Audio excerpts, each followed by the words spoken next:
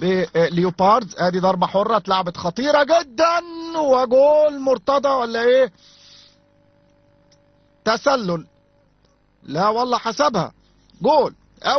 ويفعل كل شيء في المباراة، لكن الكرة فيها تسلل، فيها شك تسلل. ميموني بيغيب للإيقاف، لاعب مهم جدا بيغيب في هذه المباراة. كرة عالية ومرة تاني يبعدها دفاع سموحة، وكالعادة مرتضى فال، والتاني صاروخ قذيفة من خارج منطقة جزاء بعيدة جدا، وكان ممكن يستعد ويتوقع ويتمركز بشكل افضل. ادي اشوف الكرة منين، مسافة بعيدة جدا من ناحية الشمال، لعبها لبره المرة دي شكري، وادي الاستلام من صلاح، هيسدد جول.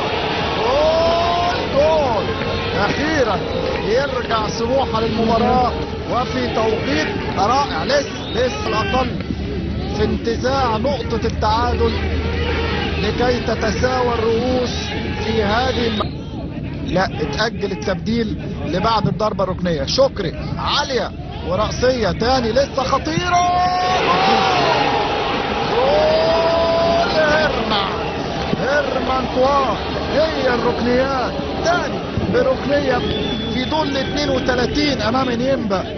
سجل هدفين في الدقيقة 83 والدقيقة 90، لكن كافح لاعبو سموحة كفاح الابطال نجحوا في التعادل، يرجعوا من بعيد جدا يعودوا في النتيجة، والان كمان بيبحثوا عن الفوز.